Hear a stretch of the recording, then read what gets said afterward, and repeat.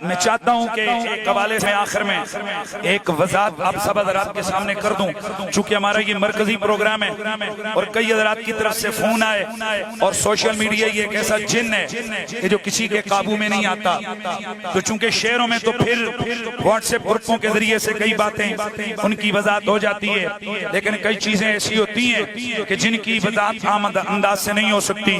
تو میں سب سے پہلے آپ کو ایک بات بتانا چاہتا ہوں، صرف اللہ کا نبی ایک ایسی ہستی ہوتی ہے کہ جس سے کسی قسم کا کوئی گناہ، کوئی غلطی سرزد اچھیاں بولو نہیں ہو سکتی۔ باقی پوری کائنات میں نبی کے سوا کوئی شخص بھی معصوم عن الخطا نہیں ہے، کسی سے بھی کوئی بھی خطا ہو سکتی ہے، اور بالخصوص یہ چانس خطیبوں سے بہت زیادہ ہے، یعنی چاہے وہ سنی ہوں، چاہے وہابی ہوں، چاہے شیعہ ہوں، چاہے دیوبندی ہوں، خطیب وہ تقریر کر رہا ہو تو اس کی زبان سے سبقت لسانی سے کوئی جملے نکل جانا یہ قرین قیاس ہے، اور ایسا ہوتا رہتا ہے۔ میں اب یہاں تفصیل نہیں بتا رہا، آپ کو پتہ ہے کہ کئی شیعہ اسکالرز کی زبانوں سے ایسے جملے نکلے، انہوں نے پھر توبہ کی۔ کئی دیوبندی اسکالر ایسے ہیں کہ جن کی زبانوں سے اس قسم کے جملے اہل بیت اور صحابہ کے والے سے نکل گئے، انہوں نے اس سے رجوع کیا، توبہ کی۔ ہمارے اہل سنت و جماعت کے کئی ایسے بڑے بڑے علماء ہیں کہ جن سے جناب سبقت لسانی ہوئی، اور ان سے حتیٰ کہ صحابہ کرام کے بارے میں بہت ساری چیزیں ان سے سرزد ہوئی، جس پر انہوں نے بعد میں رجوع کیا اور توبہ کی۔ ہمارے کراچی کے ایک بہت بڑے عالم ہیں، خطیب ہیں، مولانا سید مظفر حسین شاہ صاحب، پچھلے دنوں ان سے حضرت معاویہ رضی اللہ تعالیٰ عنہ کے بارے میں بہت ساری ایسی غلط باتیں زبان سے نکل گئیں کہ جو قابل گرفت تھیں، جس پر انہوں نے جناب پھر توبہ کی، معافی مانگی۔ اور تو چھوڑیے، ہمارے دعوت اسلامی ایک بہت بڑی جماعت ہے اور منظم لوگ ہیں، حضرت امیر دعوت اسلامی مولانا الیاس اتار قادری مدد ذلہ العالی، اللہ تعالیٰ اہل سنت پہ ان کا سایہ دائر سلامت رکھے۔ ان کے وہاں جو کابینہ کے مرکزی ہیں جناب محترم مولانا عمران اتاری صاحب، ان سے حضرت غوث پاک کے بارے میں کچھ کم جملے نکل گئے، انہوں نے اس پہ معافی مانگی میڈیا پہ آ کے۔ اسی طرح منہ مبارک کے حوالے سے ان سے کوئی بے ادبی کے جملے نکلے، انہوں نے پھر آ کے معافی مانگی۔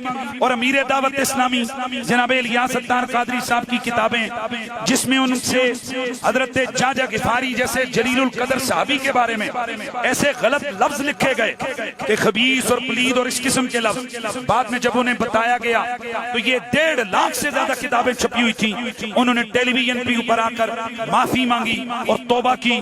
اور ان کے جتنے باقی حضرات ہیں ان سب کو اس بات کا پتہ ہے، یہ میں نے مثال دی ہے۔ اس طرح اور کئی اہل سنت کی علماء ہیں جن سے کئی باتیں جوش کتابت میں یا تحریر میں ہو جاتی ہیں، لیکن وہ شیطان ہوتا ہے جو اپنی بات پہ ڈٹ جائے۔ 5-6 سال قبل سبقت لسانی مجھ سے ہوئی، میں نے اسی وقت دستی اس کو اپنے جمعے کے اجتماع میں اس کو جناب میں نے رجوع کرتے ہوئے اس سبقت لسانی پر کلپ جو ہے نا ہم نے اپلوڈ کیا۔ یہ پچھلے دنوں میں چونکہ یزید کی اولاد نے یزید کے دفاع میں بہت سارا ڈرامہ شروع کیا محرم میں، تو پھر اس فقیر نے رگڑا تو دینا ہی تھا نا۔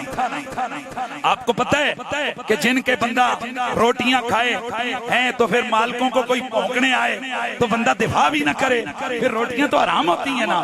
تو جب ہم آل نبی کے نوکر ہیں تو آل نبی کے در کا کھاتے ہیں، تو آل رسول کے اوپر جب انگلی اٹھے گی تو ہم دفاع تو کریں گے۔ تو میں نے الحمدللہ العظیم یزیدیوں کا ناطقہ بند کیا، ٹیلی ویژن چینلوں پہ جا کے، تقریروں میں، سوشل میڈیا پہ، پوری دنیا میں میرے کلپ لاکھوں کی تعداد میں لوگوں نے ان کو دیکھا، وائرل ہوئے۔ یہ وہ دن تھے کہ جب یزیدیوں کے دلوں میں آگ لگی، ان کے پاس اور کچھ بھی نہیں تھا، انہوں نے پچھلی چیزیں اٹھا کے مختلف پیجوں پہ وائرل کی کہ دیکھو جی قریشی صاحب یہ کہہ رہے ہیں اور وہ کہہ رہے ہیں۔ قریشی صاحب کا وہی عقیدہ ہے، اور مجھے بعض یہاں بھی کوئی اطلاع ملی ہے کہ بعض لوگوں کو ہمارے عقیدے کا پتہ ہے۔ پتر تسی اجا انڈیاں وچ سو تے میں لوکاں نوں سنی بنا رہے سا، تم ابھی انڈوں میں تھے، انٹڑوں میں۔ ہم رسول اللہ کی عظمت کے جھنڈے لے رہے تھے، ہم کل بھی رسول کی ناموس کے پہرے دار تھے، ہم آج بھی مصطفیٰ کی ناموس کے پہرے دار ہیں، ہم کل بھی صحابہ کی عظمتوں کے پہرے دار تھے، ہم آج بھی مصطفیٰ کے صحابہ کے عظمتوں کے پہرے دار ہیں، ہم کل بھی ولیوں کی اور رسول اللہ کی اہل بیت کے ان کی محبتوں کے پہرے دار تھے. ہم آج بھی ان کی عظمتوں اور ان کی محبتوں کے پہرے دار ہیں. اس لیے میرے چونکہ یہ ہمارے دور دراز سے لوگ آئے ہوئے ہیں اور کئی کانوں میں خوش ہوتی ہے, میں صرف دعوت فکر دینے کے لیے کہتا ہوں.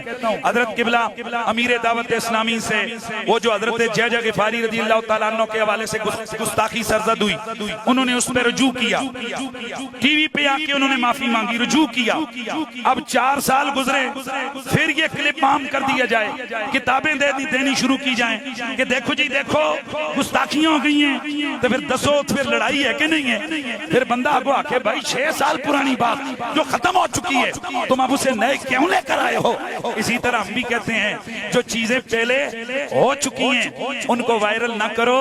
عزتیں بھی خدا کے ہاتھ میں ہیں, ذلتیں بھی خدا کے ہاتھ میں ہیں. اور اگر تمہیں یہ لگتا ہے کہ اس طرح کے کلپ وائرل ہونے سے لوگوں کے دلوں سے محبت چلی جائے گی تو یاد رکھو میرے غوث پاک نے فرمایا تھا مخلوق کے دل ہماری مٹھی میں ہوتے ہیں, ہم چاہیں مٹھی بند کر دیں, ہم چاہیں مٹھی کھول دیں. اور یاد رکھنا یہ فقیر بڑا کٹر قسم کا قادری بھی ہے, غوث اعظم کا نوکر بھی ہے, غوث اعظم کے طرف کا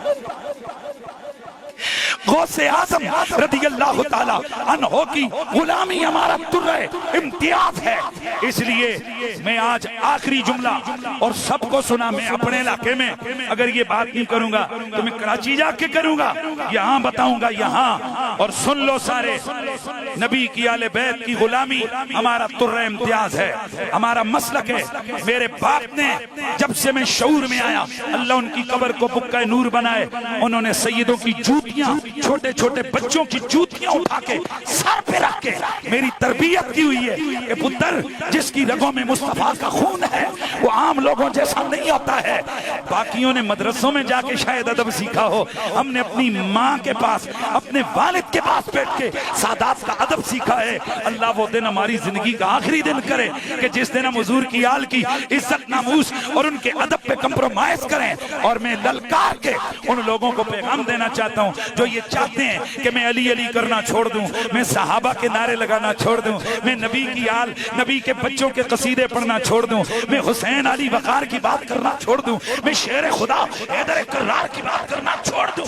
میں ان کو للکار کے کہتا ہوں یہ تو تم ہمیں رافضی اور کوئی تفضیلی اور پتہ نہیں کیا کیا تم نے ڈرامے لگائے ہوئے ہیں, یہ ہمیں تم جناب الزام دیتے ہو. تم ہمیں ہندو کہنا شروع کر دو, سکھ کہنا شروع کر دو, ہم نے علی علی کرنا پھر بھی نہیں چھوڑنا ہے. آپ آج اس اجتماع میں اپنی بات اور آواز کی طبق سے تم نے بتانا ہے کہ کیا تم نے علی علی کرنا چھوڑ دینا ہے یا کہ تم نے بھی میرے ساتھ علی علی کے ڈٹ جانا ہے. نعرہ حیدری. اور میں تمام یہ جتنے ویڈیو بنانے والے انہیں کہتا ہوں دکھاؤ, پتہ لگے کہ جنہیں گھر سے باپ بھی نہیں جانتا, ماں کا پتہ بھی نہیں ہے, بھائی کا پتہ بھی نہیں ہے, وہ بھی اٹھتے ہیں اور یہ کہتے ہیں کہ عقیدے کی وضاحت کرو. یہ فقیر اپنے علاقے کی سرزمین پر للکار کے کہتا ہے ہم کل بھی زارا کے بچوں کے نوکر تھے, ہم آج بھی سید زارا کے بچوں کے نوکر ہیں, ہم کل بھی سیدوں کے غلام تھے, ہم آج بھی سیدوں کے غلام ہیں. ہمیں تم رافضی نہیں, تم ہمیں سکھ کہو, یہودی کہو, ہم نے علی علی کے نعرے پھر بھی نہیں چھوڑنے. کیا تم نے چھوڑ دینے؟ اب میں دیکھتا ہوں کہ آپ کی طلب اور للکار اور پکار بتائے گی کہ تم مولا علی سے کتنا پیار کرتے ہو. نعرہ حیدری. میرا دل بھی بولے علی علی, میرا دل بھی بولے, میرے دل کے اندر میرے پیارے آقا, میرے پیارے مولا, صدیق کا مولا, فاروق کا مولا.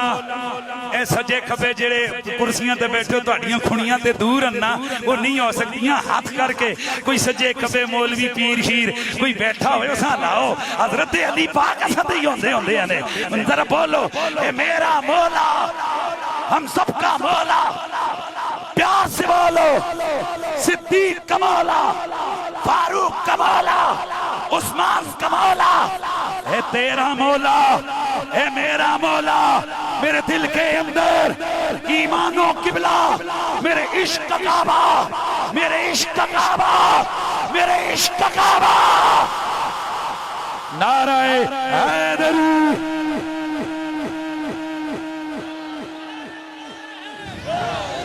میں آپ بیٹھے رہے ابھی تقریر ختم نہیں ہوئی ہے. میں آپ تمام حضرات کو یہ پیغام دوں گا کہ ہم کل بھی سنی تھے، ہم آج بھی سنی ہیں. یہ سالانہ ہمارا اجتماع ہوتا ہے. ہر وہ شخص میرے سر کا تاج جس کے قدم رسول کی محبت میں اٹھے. یہ ایک انتظامی حوالے سے شباب اسلامی پاکستان کے زیر اہتمام یہ کانفرنس ہوتی ہے، وگرنہ یہ سارے سنیوں کی کانفرنس ہے. ظاہر ہے یہ ایک انتظامی حالات ہیں اور ساری دنیا